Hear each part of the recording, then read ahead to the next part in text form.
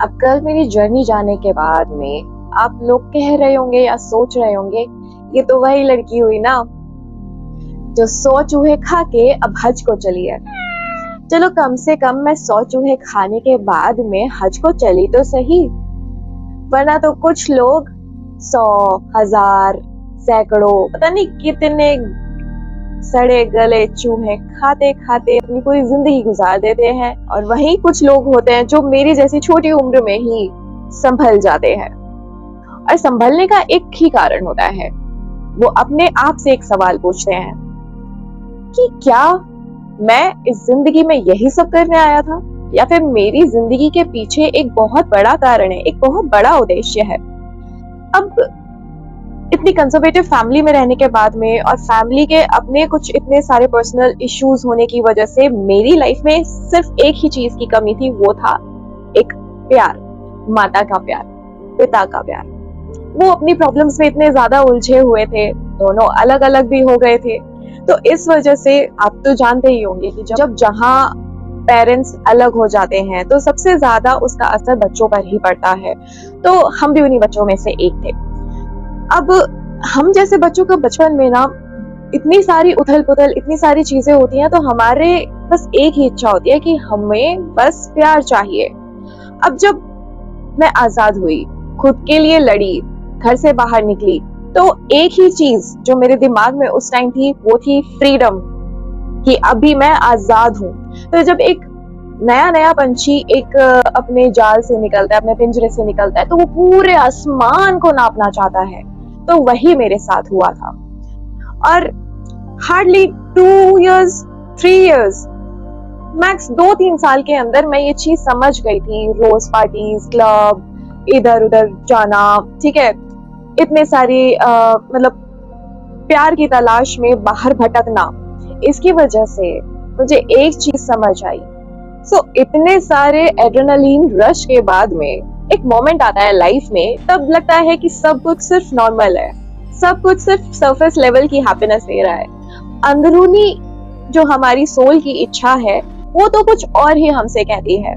बस वहीं से शुरू हो गई मेरी स्पिरिचुअल जर्नी और मेरी हीलिंग जर्नी। और आज लगभग 3 साल बाद मैं अपने आप को हील करते हुए अब एज अ हीलर इस दुनिया में उतर रही हूँ।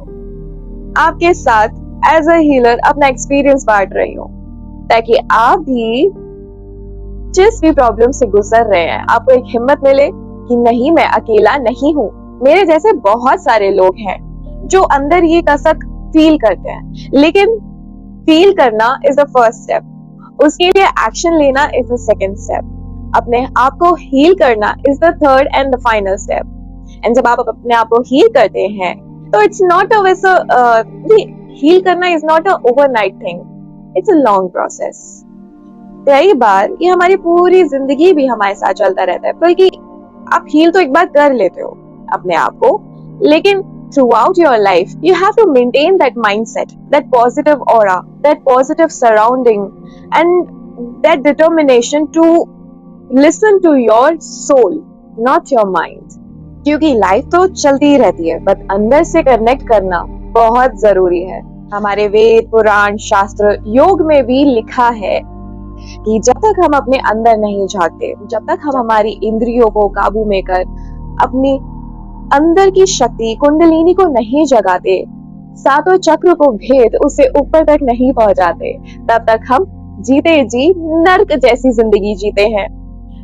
और अगर आप जीते जी मोक्ष को अनुभव करना चाहते हैं तो आपको भी हील होके अपनी शक्ति को जगाना होगा। जब लाख कोशिशें करने के बाद भी मुझे वो प्यार बाहर नहीं मिला, तो मैंने अपने आप से एक सवाल पूछा कि क्या मैं कुछ गलत कर रही हूँ? क्या मैं प्यार वहां तलाश रही हूँ जहां पे नहीं तलाशना चाहिए था? या मुझे पहले खुद को प्यार करना सीखना होगा, खुद में पूर्ण प्रेम अनुभव करना होगा, तभी जाके मैं बाहर भी उस प्रेम को अनुभव कर सकती हूँ। बस यही वो एक मोमेंट था जब मैंने रियलाइज किया कि ब्रेक डाउन बाहर नहीं, अंदर था, और मुझे उस ब्रेक डाउन को अंदर ही समेटना होगा। उपनिषद में लिखा है, अविद्या से विद्या की ओर, यानी इग्नोरेंस से अवेयरनेस की तरफ जाना होगा। बस प्रॉब्लम यहीं छुपी है। हम अपनी परेशानी लाइफ को जीने, जो अभी सिस्टम बना हुआ है, जो प्रकृति बनी हुई है एक इंसान की पैदा होते ही, पढ़ना लिखना, कॉलेज जाना, कमाना, फिर और जिम्मेदारियां, ये एक प्रकृति है। जैसे हमारे शास्त्रों में भी लिखा है कि हमारी लाइफ के 4 आश्रम होते हैं।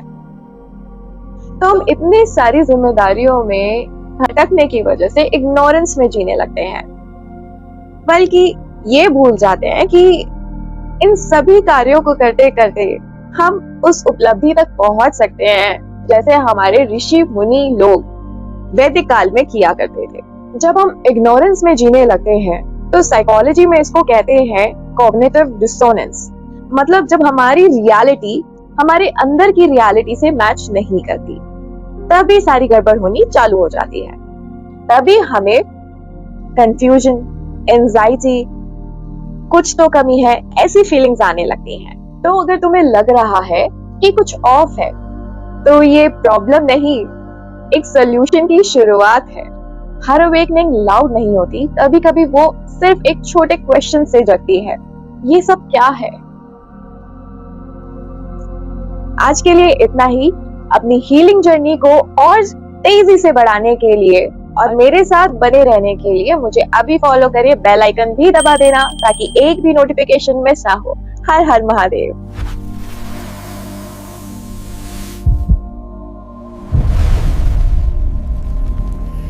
अगले एपिसोड में हम बात करेंगे उन 10 स्टेप्स के बारे में जिससे हम अपनी कुंडलिनी को जगा सकते हैं और अपने जीवन को सुधार सकते हैं।